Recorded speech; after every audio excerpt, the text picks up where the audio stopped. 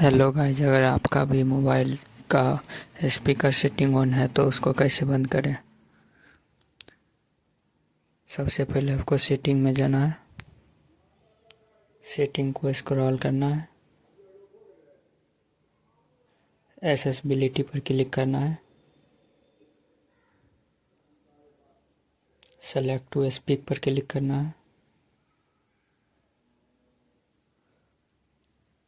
Select to speak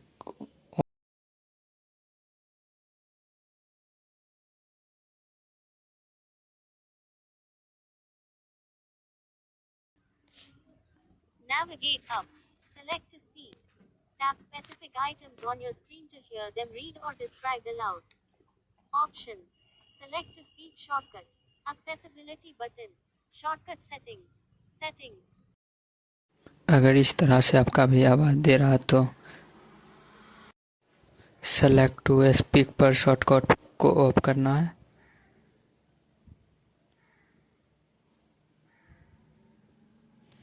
of करने के बाद आपको साइड वाला लोगो हट जाएगा।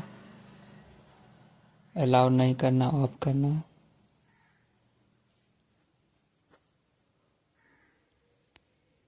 ऑफ होने के बाद आपका फिर से सही हो जाएगा मोबाइल। उसके बाद मोबाइल स्पीक नहीं करेगा। मेरा ठीक हो गया।